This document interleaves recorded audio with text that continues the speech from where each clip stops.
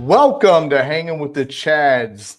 On a Thursday morning here in Central Florida, you got Chad Springer, myself, and the greatest tag team partner ever, Chad Boudreaux. How are you doing this morning, Boudge? Hey, I'm ready. We got an hour, and then guess what happens?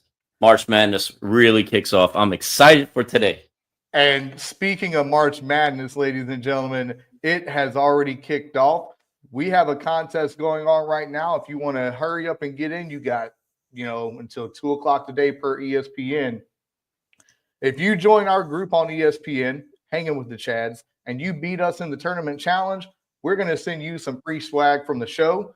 It is going to be an exciting time. It is all about competition here. And let me tell you right now, Mr. Boudreaux, March Madness has started off with a bang. I can tell you that right now. It has been absolutely insane. And let's just start off right now. The first four, Alabama State stunned St. Francis at the buzzer with Amir Knox knocking in the game-winning shot to win. UNC dominated San Diego State. We didn't have them moving on that much, led by R.J. Davis with 26 points. Mount St. Mary's defeated American 83-72. And shout out to TK Xavier coming through, defeating Texas 86-80 in a 13-point come-behind victory. Let's talk about that real quick. Hey, we said it. It was starting off with a bang. What do you think, Boudreaux? So I said it from the get-go. I think the SEC, they're not overrated. I just think they beat up on each other all season long. And to have Xavier coming back out of 13, being down 13, Texas. Yeah, Texas losing steam towards the end of the game, and Xavier just keep going at it. I think that's what is going to end up happening. If you don't, you got to get out to a huge lead if you're an SEC team right now. Unless you're playing a real nobody, it's going to be, they're going to die at the end of every game. Yeah, it's crazy. Xavier, I mean, this is just, it's just like playoffs anytime. It's when you get on that run, and boy, them coming back and beating Texas. I mean, that was amazing. That game-winning basket, by Amar Knox as well, that was amazing. So the first four games have lived up to the hype with the exception of the complete. And look, I don't want to say this, but UNC dominated San Diego State in that game. So hopefully they get knocked out in the next round, so we ain't got to worry about them moving forward. We have other huge news coming out of the Baton Rouge, Louisiana area, and I got to get your thoughts on this, man. Hey, Will Wade, he's leaving Louisiana to go to North Carolina State. He's leaving McNeese State to go to North Carolina State. We hyped him up. We put him on the hype train. Luckily for us, he's not leaving until after the tournament. Boudreaux, is there a lot of tears of sorrow coming out of the boot down there in Louisiana? How are we feeling right now? I mean, it's good for him. Like he deserves to go to a major conference, to a major school. We wanted him back at LSU. I know a lot of people I talked to down there, they wanted him back. I mean, yeah, things were wrong, things he did, but he knows how to win. And it sucks because we have him as our Cinderella this year. Mm-hmm. And is this going to affect the team going forward? Or are they going to be like, we want to win this one for him, for one last shot with him? I don't know, but it's good news for him. He's going to get a good payday out of it. It sucks too, though, because he's still got to deal with Duke. He's got to deal with UNC. He's got to deal with that ACC. But like I said, he knows how to win, and he's going to keep winning. So good for him. Yeah, it's going to be very interesting. Look, the ACC, they used to be the top dogs in basketball. Now, obviously the landscape in all college sports are changing a little bit. But, NC State was the Cinderella team last year. This year they fell off a little bit, but hopefully Wade can come in there and clean up the house and, get them, to be where they could be. And, I'm really excited to see. I know you guys are heartbroken down there. Well, technically you're in Central Florida, but your family's heartbroken down there. But, it's crazy, man. And it's just one of the things where them ACC schools, them Big Ten schools, those, what do they call Power Four now? They just got that moolah, man. And, he wants to get back into the big time, and just the way to do it is redemption. We all like redemption. I think the greatest redemption story is cousin Lane Kiffin. I think that's probably the greatest redemption story in coaching. And hey, we're gonna see how it goes. But look, man, we got a fantastic show for you guys today. The biggest thing about this show is we have a very special guest. His name is Ryan Doerrfeld, aka Th30ry. He's a hip hop artist out of Kentucky, by the way of Chicago. He is one of my closest friends from the United States Marine Corps. And, he gets to come in today. He gets to talk to us about, his story, what he does, how he does it. And I'm really excited to speak with him today. We also have a very, very special segment at the end. It's called Mail Call. We actually have some emails that have been sent to us that we need to address. We have some things we need to address today, and we're going to get into it, ladies and gentlemen. We're going to take a real quick break. When we come back from this break, we're going to have Th30ry on here. It is going to be an exciting time of conversation and Marine Corps love, bro. Hey, we'll be right back, and let's have a good old time. Thank y'all very much.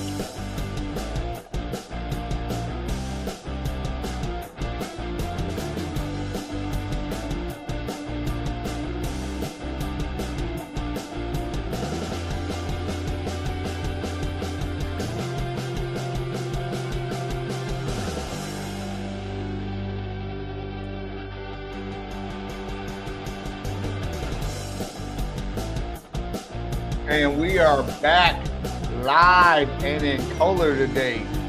Ladies and gentlemen, we are about to have a very special presentation this morning. Ladies and gentlemen, the one, the only Th30ry to the stage. Welcome, Th30ry. How are we doing today? What's going on, man? I'm doing great. How are you doing? Oh, man, we're doing well, brother. Hey, I appreciate you being here with us today. Ladies and gentlemen, this is Th30ry. He's a Marine Corps veteran turned hip hop artist, and he's doing outstanding in getting his message out there. Hey, welcome to the show, brother. It's been a long time since I've seen you, but we kept in touch. We speak routinely and regular. Boudreaux, this is Th30ry. Th30ry, this is Boudreaux. And, hey, let's start off by telling the whole world who you are. What's your background, your story, and what you're up to today? Yeah. So, like you said, my name is Ryan. I go by Th30ry. It's my stage name, Th30ry. If anybody's wanting to look up any of the music on any streaming platforms, I'm all over the place. Born and raised in Chicago. I spent 22 years of my life living in the city. So I'm a diehard Cubs fan. Springer gives me shit for that all the time. But that's okay. Born and raised in Chicago. And I joined the Marine Corps when I was 22, stayed in from 2010 to 2015. That's where I met Springer. And then I got out in June of 2015, and I stayed in Jacksonville, North Carolina for a little while. And then my daughter was born shortly after that. And I evacuated North Carolina because of Hurricane Florence in 2018. And we came to Louisville actually to wait out that storm. And we had all of our stuff ruined in the hurricane. So we had really nowhere to go back to. So we just stayed here and set up shop in Louisville, and we've been here since. And, we've come a very, very, very long way since that day. Cause living out of my car with 4 other people that I'm responsible for on a VA disability, which at the time was 40% at like $644 a month. It's not really feasible. So, so it was a rough, thing, but it was good. I'm a firm believer that everything happens for a reason. So, I'm very blessed to have the things that I have now and to be on the path that I'm on now. It's given me a lot of really amazing memories. I've met a lot of really amazing people, and I'm excited for the future. Yeah, man, we're excited to have you here. Your story is unique. It's a story of perseverance, man. And that's one thing that we try to get through. Boudreaux can attest to. We've all persevered, and it's always good to put the positive perseverance in the light because we know what the negative is, and we don't want to ever be on that path right there. Yeah. Th30ry, ladies and gentlemen, his social media is scrolling across the bottom on IG at Th30ry_official, TikTok at Th30ry2official, Facebook Th30ry, and his music is streamed on Apple, Amazon, Spotify, and YouTube. If y'all want to follow, shout out to you, bro. We're really gonna have a lot of fun with you today, bro. I'm really excited to have you here. Yeah. It's crazy, man, because we came a long way from the old A5 amp pad. I know. We came a It's long way crazy. from there. And you've I been miss one of it my, at times. I'm not gonna lie. The simplicity of it, man. that was a different time. Riddle, Captain, shout out Captain Riddle. Yeah. He was one of our best leaders we ever had, and he just made things fun. And so tell us, you started your own label, which is From the Bottom LLC. You're the owner, CEO. Yep. What is some of your biggest accomplishments since starting in hip hop, and getting your label off the ground? What are some of your bigger accomplishments you had? Let the people know. Yeah. So I started the label. Well, at first it wasn't necessarily going to be a label, and in a lot of ways, it's not really a record label right now. I'll explain, but I started it in 2019 when I started doing music. I've always had a very strong hip hop background my whole life. I have my Aunt Amy, my mom's youngest sister, to thank for that. She kind of introduced me to, my first little bits of hip hop with like Tupac and Biggie and Bone Thugs and Harmony and Mace and Shine and all, Mos Def, Talib Kweli, all that, and it just grew, so I've always had a very strong appreciation for the culture, but I didn't start doing my own music until 2019. And I started From the Bottom LLC, basically just to look more professional, because when you're a brand new artist, especially in the music industry, a lot of young artists, they think that it's so fucking easy to like blow up. Like you just got to make a hit, like it'll go viral. And like, granted, like, yeah, that can work. You can have something go viral, but it's not as easy as you think. A lot of the times it's the songs that you don't think are going to have an impact that end up having the impact. So it's like, I wanted to look more professional because I thought that I was going to get booked for shows and I was going to get asked to do features. And I was like, I'm going to have all this money coming in from all these things. And it did not work out that way at all. Like it was such a rough start. And so I didn't do anything with the LLC for a very, very long time. And then, I had been scouted by a couple management companies and whatnot as I grew, and I got a little better and more confident in my craft. And it didn't work out with those management companies. I signed to one of them for a year and he did jack shit for me. And I could not wait to get out of that deal. So like as soon as I did, I was like, I'm going to revamp From the Bottom and I'm going to kind of do something with that. So I asked some good friends of mine who are very, very talented artists as well, and who I've known since I really first started.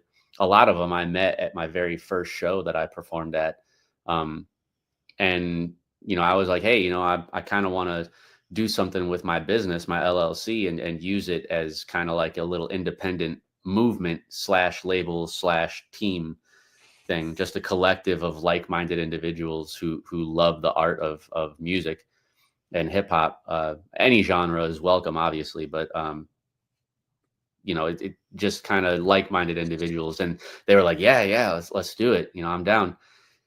And then that ended up not really working out because only half of the guys, I love them all to death, but only half the guys kind of put in the work.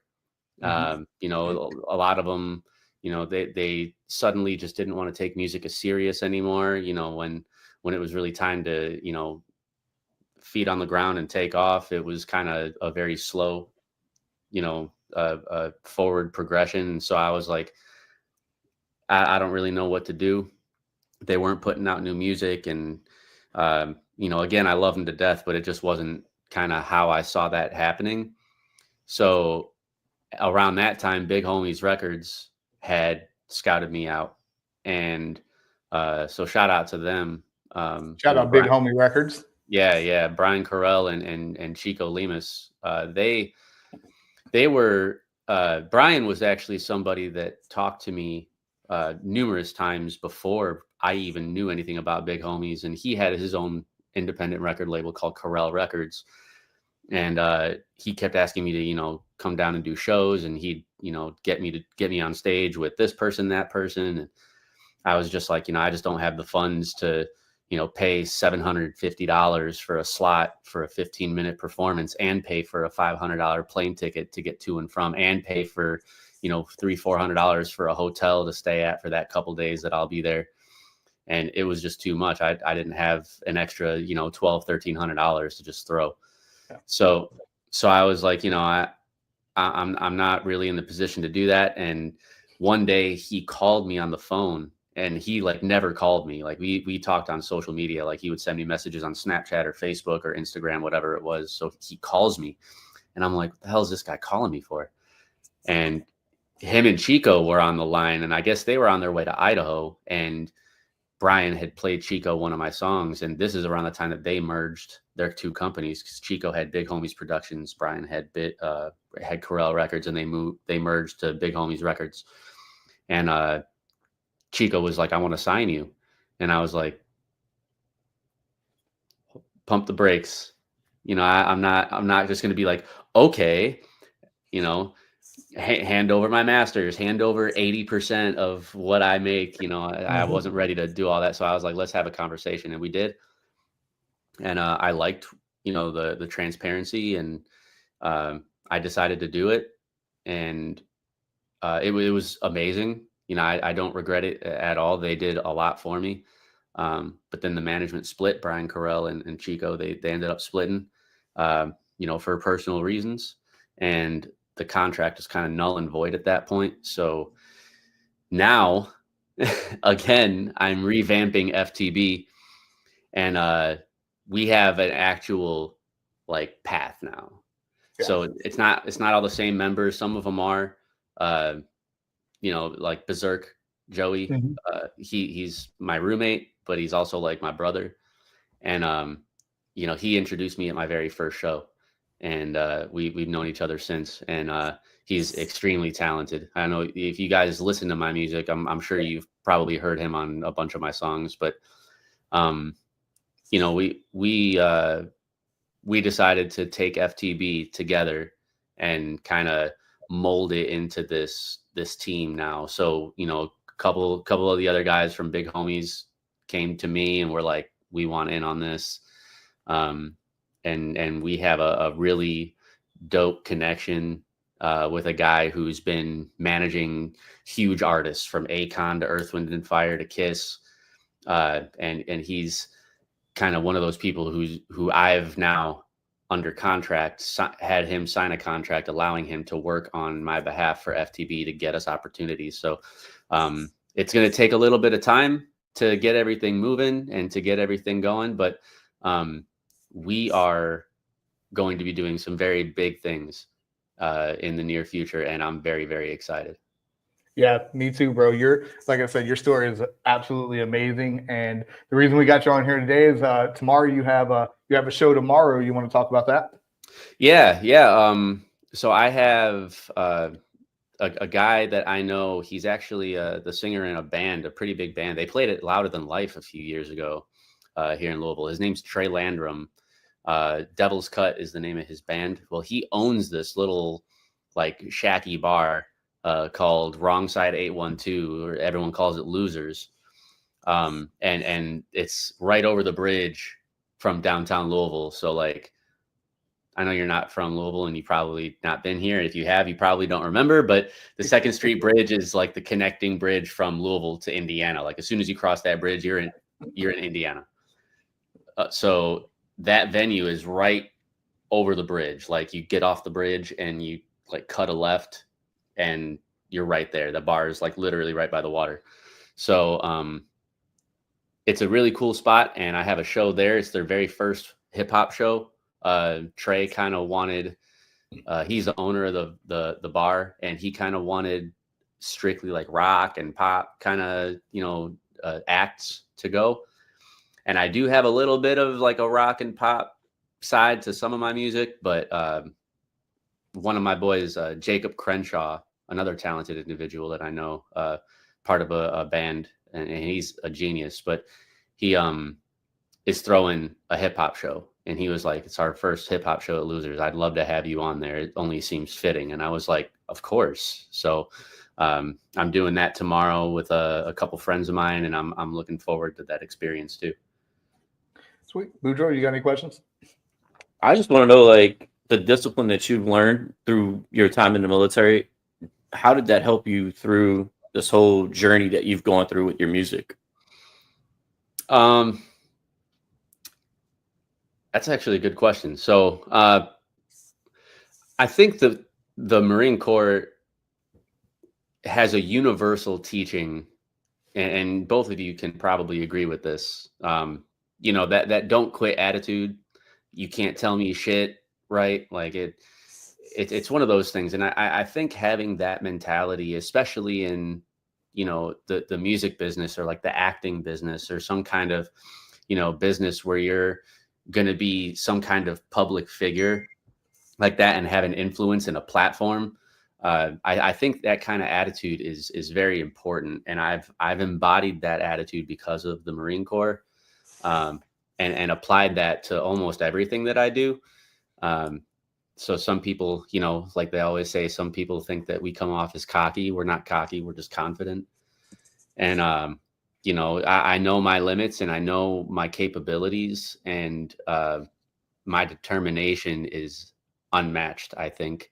So the focus, though, kind of comes from a musical side, because being an artist who does hip hop the way that I do it, as far as like the kind of influences that I've grew up on, like Eminem, and some of the guys that I have now, like Joyner Lucas I'm a huge fan. Kendrick, Hey, J. Joyner Cole. Lucas is legit. Yeah, dude, he's a savage. I love Joyner Lucas. Yeah, he's awesome. Kendrick, Cole, fucking Logic. I'm a huge fan of Logic. Mm-hmm.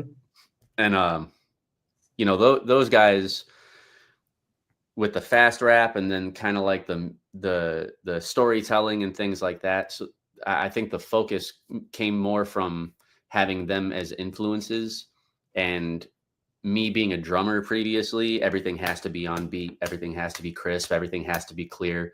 You have to be able to understand what I'm saying. You'll never hear me do that mumble rap nonsense. Like, that's cool for some people. It's not for me. It's not something I enjoy. I like to be able to understand what you're saying. People like to vibe out and go to the club and just listen to some dude, drinking lean, talking out of his ass and just to a dope beat, and that's cool. But like, this is not for me, so.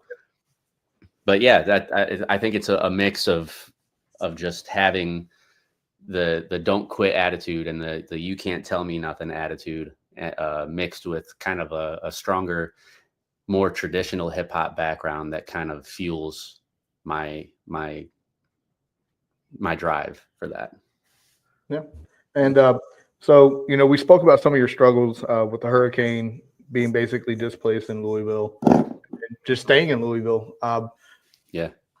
How has creating music actually helped shape your perspective on life? Did it give you something to attain? Was it, hey, let me just use this as a release to, just express my feelings? Like, how has this helped you, throughout your life since you started this journey? Yeah. I mean, I have a song on my first album called Hip Hop Saved My Life. And that is, I listened to it. 1,000% true in the most literal sense possible. So if you know my story, for people who may be watching this or will watch this and have seen me on a podcast before kind of talking about it, I had a really bad anxiety attack in February of 2019. February 6th, to be exact. It's a date that will forever be engraved in my head. And I felt like I was dying. Like I legitimately had a huge, massive anxiety attack. My fingers went numb. My toes went numb. I couldn't breathe. I felt like a 600-pound person was sitting on my chest. My heart was pounding out of my body. Like my head, I could feel my brain like pulsing against my skull. Like I got white and pale, and I felt like I was about to kick the can. And I had to get taken out of my apartment on a stretcher into an ambulance in front of my daughter, who was only 3 at the time, and my now wife. And, you know, that was a real big turning point, because I hadn't started to do music until I came home from the hospital that day. Because when I got to the hospital, the doctor was like, you have a massive case of anxiety. That's what that was. It was not a heart attack or anything. It was an anxiety attack, but they can be very, very similar. And they can have just sometimes, you know, just as harmful of an effect on your body. So I was like, all right, so what do I do? And he was like, well, find a way to manage your stress, because, you know, do you have any kind of stressful situations that have happened to you lately? And I'm like, where the hell do you want me to start? You know, I told him everything that, you know, I told you guys, you know, with the hurricane and just transitioning out of the military a few years back, and, you know, all that, you know, finding, you know, the financial stability and losing my car, you know, because I couldn't pay it, because I lost my job because of the hurricane. Like it was just all sorts of craziness, you know, and he was like, well, find a way to manage that, or you're going to be right back here and potentially in a worse condition. So I was like, all right. So I asked my buddy, you know, what should I do? And he was like, well, you just wanted to start doing music. You know, you talked about writing, and I was always really good at poetry. I was always really good at telling stories. I actually had a poem published when I was young. So I was always really, really good at that imaginative process with writing. So I was like, you know what? Yeah, screw it. So I listened to some beats on YouTube, just random. A Mac Miller beat was one that actually did it for me. The beat's called Rockets. And later I actually purchased that beat and came back to it. So it kind of went full circle. It's kind of cool. But, and I wrote this song to it. The song is actually on my first album. It's called The Message, but it wasn't to the original beat that I wrote that song to. But I found that beat on YouTube, and I just started writing, and I fell in love with it, man. And it gave me an opportunity to really take that negative energy that I felt when I was stressed or anxious and turn it into something positive and productive. And from the first time that I wrote something down and to a instrumental, all the way to go into the studio for the first time. And as soon as I rapped in the studio for 4.5 minutes straight without dude cutting for one solid song, and dude was like, you are gifted. Like, that doesn't happen. And I was just like, I don't know. I've never fucking been to a studio before, man. I don't know what the fuck I'm doing. You know, I didn't know anything about like, oh, well, start me in, you know, at this point, and I'm going to continue on and I'm going to, you know, chime in at this spot and, you know, punch in, whatever is the term. So it's like, I didn't know anything about that. I was just like, hit record and I'll rap. That's what it is. And, so from that point, man, it was like, I feel like it gave me purpose, and it gave me something to show my kids. You know, you can chase your goals and ambitions and dreams no matter what anybody says to you, because of all the shit that I got, you know, when I started, you know, oh, you're fucking 30 years old, hence the number 30 in my name. I was 30 when I started writing. So it's like, oh, you're 30, you're fucking need to get a job and, you know, take care of your kids. And it's like, I do have a job, and I am taking care of my kids. This is something that I just love to do, and I want to make something out of it. Oh, well, you're white and you don't belong, and this is a black art form. And it's like, okay, it's 2019, bro. Like, what are you still talking about? You know, hip hop is for anybody, and it's the beauty of music. It's also subjective. So I got so much nonsense and hatred and shit talking and people bashing me, and I was just like, persevere over that, right? Like you said, you know, perseverance is huge. So the music kind of gave me a voice, and it gave me kind of like an alter ego. You know, the theory thing is like, I know I'm dope and I know I'm good at what I do, and you can't tell me that I'm fucking not, because I'll out rap the shit out of you. You know what I mean? You can Like, definitely out rap me. I promise you that. but it's true. You know, it gave me kind of like a you know, that like a kid would compare, you know, their normal life to like Clark Kent. You know, it gives them a cape to put around, you know, or they take off the glasses and, you know, now they're Superman kind of thing. So it the theory alter ego kind of gives me that same kind of feeling, and it helps me mentally, it helps me emotionally, and just being able to put my thoughts and feelings and emotions and opinions into a song and allow people to feel something, no matter if it's good, bad, you know, just feel something.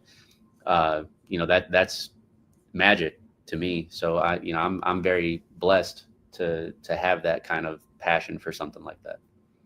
Yeah, we love hearing that, man. Boudreaux, do you got one last question, Boudreaux? Just like, what's your advice that you would give to anyone, like military members, but then just everyone else, like that would push them along, like you said, the perseverance, the I can do better than you kind of attitude. What advice would you give anyone? Well, you know, obviously with each service member, it's different, you know, because depending on how many years you spend in and how much of impact the military has had on your life. Excuse me. With me, it was 5 years, right? So not too much time. So the transition was a little bit easier for me. I mean, it was still kind of difficult, but you know, not for a lot of the people who spend 15, 20, 25 years in. But if I had to give any advice after you get out and kind of just are figuring that whole part of your life out, focus on building something that you will love to do. It doesn't just because you know, I worked on missile detection and radar systems in the Marine Corps, and then I worked in production control when I was in the Marine Corps. And that doesn't necessarily mean that I have to do that when I get out of the Marine Corps. You know, if guys work calibrations or guys are infantrymen, you know, they don't have to go be police officers or you know, gun toters when they get out of the military. Like, you know, you focus on find a passion, and even if that's what it is, then go for it, and stick to it. Just stick to it. There's going to be bumps, there's going to be highs and lows, but the willpower that you need to have to really kind of make any dream of yours a reality is ridiculous. So if it's not something that you truly 100% without a doubt or question love to do, then just realize you're going to have that determination and that drive to make it happen. So focus on what you love and do whatever you have to do to achieve that goal. Yep, that's like former guest bar Scott Miller said, you know, you got to go in at 100% or don't go in it at all, you know. So one last question for the people before we get you out of here. Hey, let the people know how they can support you, man, and support you in your music. How can they get that out there? Yeah, so I mean, really, streaming the music is super helpful. You know, getting that music out there. Word of mouth travels fast. So if you like what you hear, tell your friends, tell your family, you know, so on and so forth. You know, have them look me up. I got a lot of really awesome stuff coming out here in the near future. Lots of music videos, new tracks. Working on a sequel to a specific album right now. Currently, I'm not going to say what it is yet, but it's in the works, and it's going to be a big one. I'm going to really kind of make this one my breakout album. So I'm going to take my time doing it. But also, a big way to support is really just to share the content that I put out. I don't really have a merch store up yet. I kind of do, but it's like through a third party, like, you know, where you go online, you can customize your shirt with my logo and the color and stuff. And then like they take a cut, but I don't have to have an overhead, you know, price. So it's like, you can do it that way if you want to. But those designs are very old, but just kind of sharing the content and streaming the music is the most important ways to really kind of get my name out. So again, it's Th30ry. And yeah, I hope you guys really like the new content coming out, man. I know, Springer, you've always really kind of enjoyed when I, give you little sneak peeks every once in a while. So got to support my brother, man. That's how we do it here. And you bought a hoodie, didn't you? Or yeah, a t-shirt I bought the royal blue hoodie. Yep. Yeah, I remember that. Yeah, Yep. So just like that, man. And to everybody who has done that already, I am from the bottom of my heart grateful. So thank you for all the true supporters that I really do have, and a lot of big ones in the veteran community. Yep. Lately I've kind of, because of Homefront Sit Rep with David Willis, so shout out to Homefront Sit Rep with them. David has kind of pushed me out into the veteran community, and it's always something that I've wanted to do. Was find a way. That was one of the biggest things that I said. Once the music really starts taking off, I want to find a way to give back to the veteran community in some way, shape, or form. So this is kind of like my foot in the door with it, with doing all these veteran podcasts. So thank you to David Willis for kind of inadvertently pushing me into the pool for that. And lastly, thank you to for having me on the show. I really do appreciate it. So hey, we appreciate you being here, and we're obviously fans. Brotherhood, all that aside, we're fans of you. We're happy that you made it out of the situation. That's what the show is about, is getting light to issues that we deal with.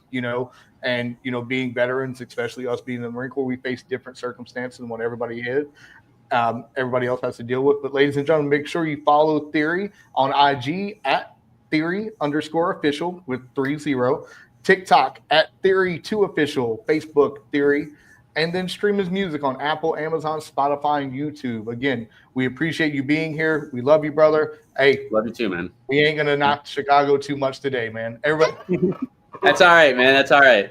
I appreciate the leniency, but I'm not a bandwagon fan though. All right, I don't care if they suck or if they're doing awesome. I was still a Cubs fan when it took them 108 years to win a fucking World Series. All right. Look, I hate the Bears because they took DJ Moore and my 5 first-round draft picks from the Panthers. So I'll never ever forgive the Panthers or the Bears for that. Th30ry, we appreciate you being here, brother. Thank you. Keep it up. Let us know how it goes. We'll get you back on again, brother. Be good. Yeah, man. Sounds good. Appreciate Later, it. brother. Yep.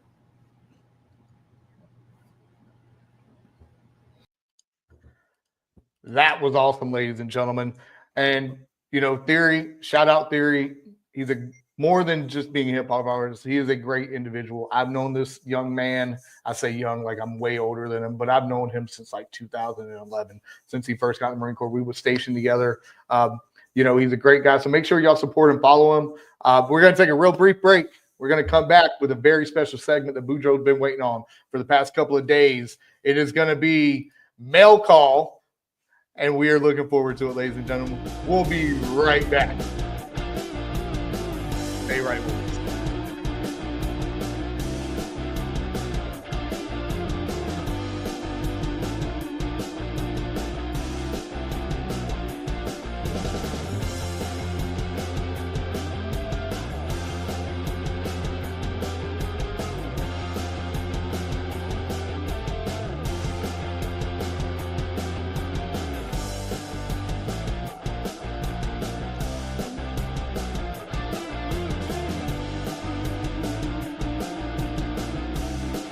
And we are back. We are ready to go. Welcome back to Hanging Out with the Chads. Hanging with the Chads, excuse me. I done ruined our name, man. I just lost our LLC right there. What's wrong with you, man? Come on. Hey, look, I'm waiting for this part right here. I've been waiting for this part, ladies and gentlemen. We got a brand new segment for you. It's called Mail Call.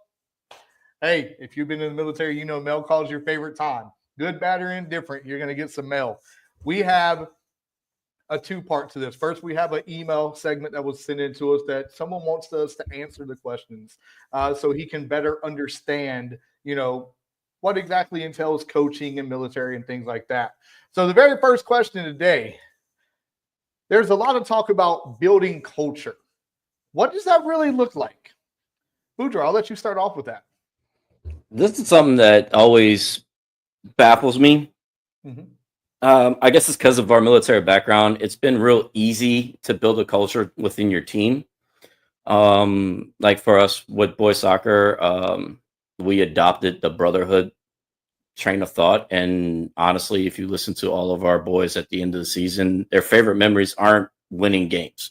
It's all been about like the bus rides or the celebrations after a game, or just we have a boot camp, again, military background side, just have a boot camp that we have the boys come in at 5 o'clock in the morning on a Saturday, and they're there till about noon. And we don't touch a soccer ball at all the whole time. And we just build that brotherhood, that tradition through us. And 90% of our kids, that's their favorite part of the year. They always come up to me before the year. When's boot camp this year, coach? When's boot camp? So building a culture, it's something that you've got to believe in. And you can't go and try to do what other people do. You can look and see what other people are doing, but it's got to be something that you believe in. It can't be, oh, because Duke does it this way, we're going to do it this way, or because the Patriots did it this way. No, it's got to be your thing, or no one's going to believe in it, and you can't stand behind something else. Clearly, the Patriot way didn't work last year for Gerard Mayo. Shout out Gerard Mayo. You got screwed over. I'm still a fan of you. I will always be a fan of you, but you got screwed over. That's our disclaimer. So what do you think? Building the culture, man, I think it starts at the top. You know, let's talk from what we do as an athletic director, a coach, and dealing with administration. Look, administration has to be supportive, obviously, of athletics for athletics to be successful. That's a common knowledge in athletics. The culture is basically, look, I'm a football coach, American football. What does Friday nights look like? You know, I've been in stadiums where, you know, we've had over 3,000 people at a high school football game. I've been in stadiums where we had 400 people at a football game. You know, if there's no culture, like I've rarely been to a spot where there's no student section. I've been to a place where no band just came out on Friday nights.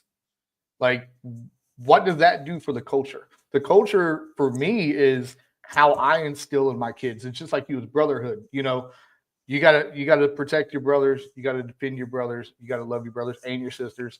You know, at the end of the day, you make the culture. So your actions that you do reflect, you know, your team. You play for the team across your chest, and the name on your back is what I tell everybody. So if you're doing something crazy and stupid, just like if we get arrested, athletic director, former Marine gets in trouble, they're not going to say Chad Springer. They're going to say that. So when I'm talking to my kids, when it comes to building a culture, it's about, you know, caring for them, loving them, nurturing them, give them that positives that they need in life. You know, the question's always posed on an interview. What's your coaching philosophy? What's your X's and O's? I answer real simple. None of it. And they look at me funny, and I tell them, again, from the great Rydell Cowan, the kids don't care till they know you care. Mm-hmm. X and O's mean nothing until the kids know you care. So that goes to everything else. If admin don't care, athletics ain't going to care. So forth, the school ain't going to care. You know, you got to find that good balance, you know, and not every school is the same, you know, but it's community output too. You know, the community has to buy into building your culture, and that's how things get changed, I think. Was that good for you? Yeah, I mean, that works. I mean, going back to coaching philosophy, we end the show with it. My coaching philosophy every year or every show, it's be better. That's my whole coaching philosophy. It goes on my resume. It goes on. That's it. It's just be better. And like we say, be 1% better every day. And that also deals with your coaching, with building your culture. If everyone's trying to be better every day, then eventually you get the output that you wanted. It's like I always say, you know, I've lost 60 to nothing. I've won 60 to nothing. I don't care, you know, about the struggles. I care about, are the kids playing? Are they giving me their 100%? Because eventually the receipts are going to flip and it's going to turn into our favor. And that's why, you know, that's the way I am when it comes to that. Second question that was given to us.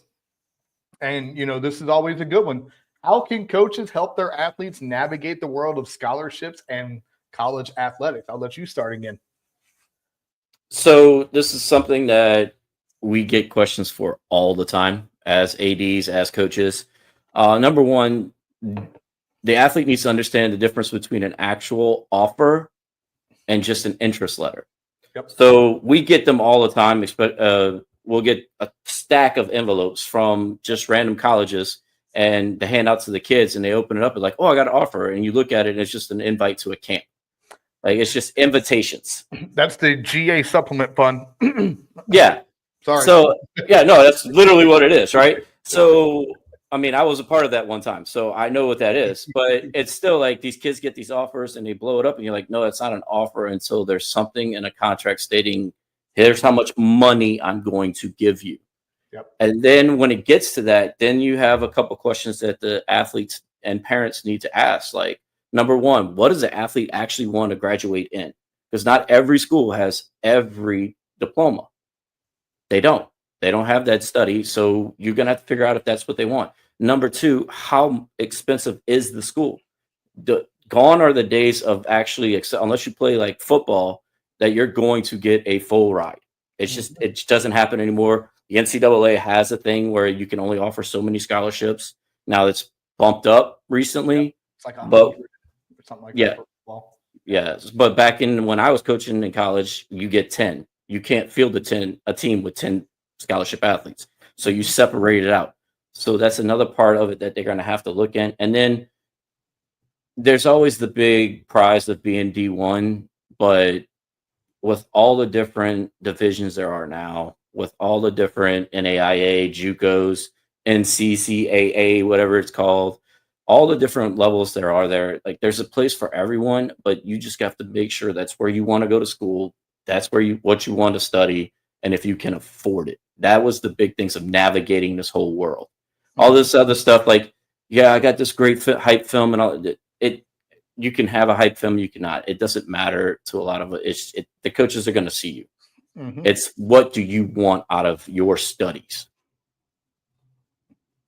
Yep, I agree with that. And I'll add on that I think coaches, athletic directors, admin, whoever, just need to be educated in it, man. With all the changes that's happened, NIL has changed the game.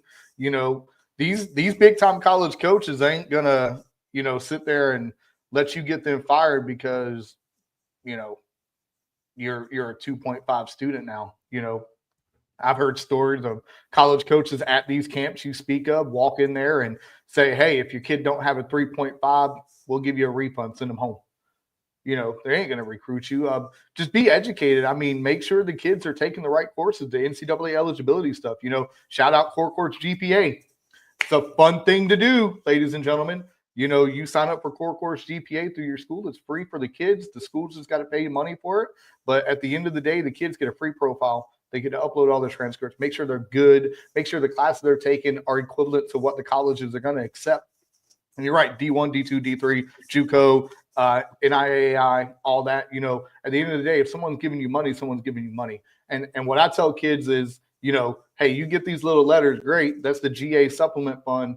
But unless, Norvell or Saban or, Ryan Day is landing in a helicopter in your football field to come see you, that offer ain't legit.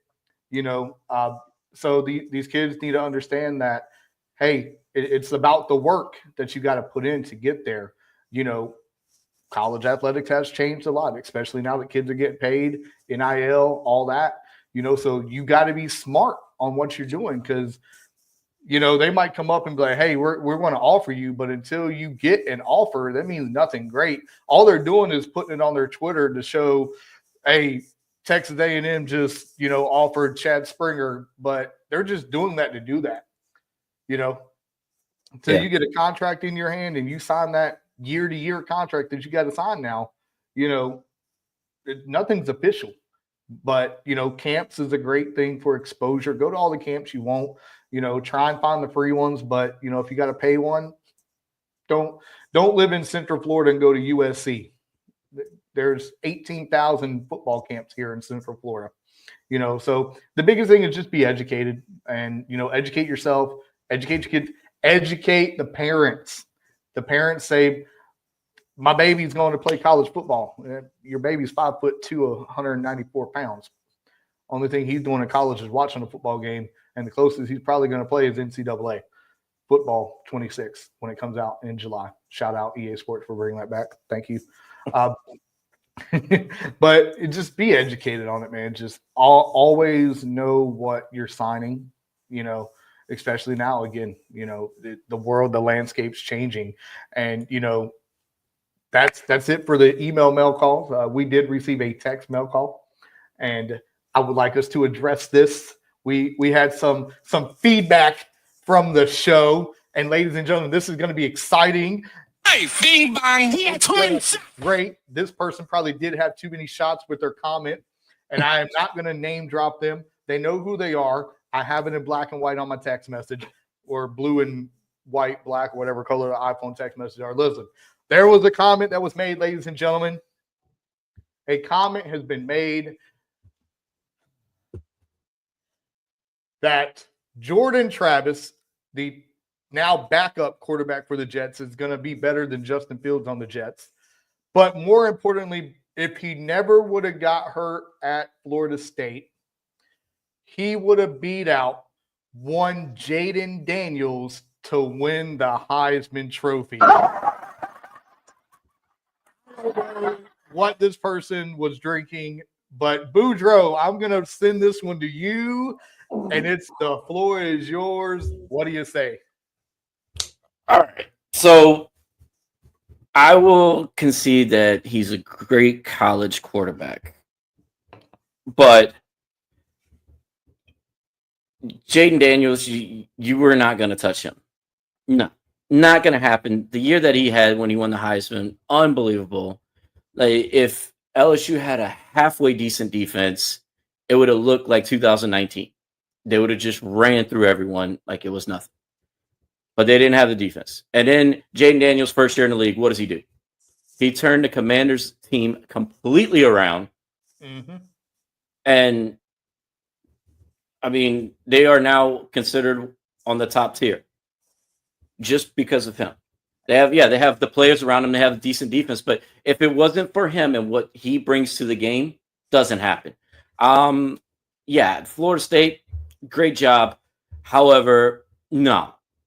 He's not going to do that. He will not be at the level. He will not be at Jaden Daniels' level. Just won't happen. Look, Go what ahead. has happened to Florida State since Jordan Travis got injured? It was a freak accident. I don't wish injury on nobody, but what have they accomplished? Nothing. Jaden Daniels went to FedEx Field in Maryland, a.k.a. Washington Commanders, and made it a destination.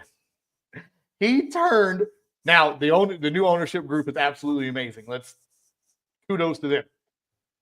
But he made the Commanders a destination. And what did they do? Oh, I don't know. They got two of the biggest trades in the NFL so far this year, including one, Deebo Samuel, just to give Jaden Daniel a whole nother weapon to play with. Jordan Travis, look, great college career. There's a reason the Jets paid $20 million a year to Justin Fields, and it ain't to be the backup at the New York Jets over there at Meadowlands at MetLife Stadium. I'm sorry. Jordan Travis is only going to play 3 games this year. That's preseason game 1, preseason game 2, and preseason game 3. Let's be real. So at the end of the day, that's all I'm going to say about that. No offense. No offense. Again, freedom of speech, I believe.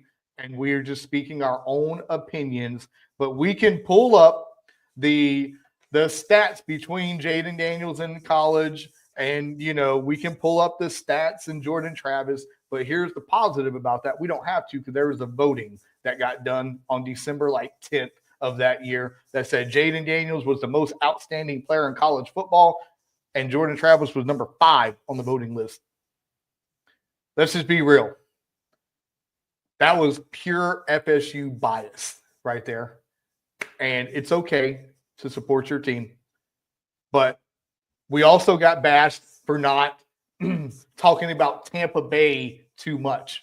And Now, let me just be perfectly clear. Perfectly clear. I've been to every stadium, all 4 in the NFC South. I've only seen football in 2 of the stadiums. That's for a reason. Why do I want to shout out Tampa Bay if I'm a Carolina Panthers fan? Yes. Do I hate the Saints as much? Yes, but I got to respect my co-host over here. But what have the Saints done this offseason to get notarized on anything? Who have they signed? They re-signed Chris Godwin for a god amount of money coming off a torn ACL. Yeah, What, I mean, what have they done? Like look, what is the Tampa Bay signing? What have they done? Yes, Baker can bake.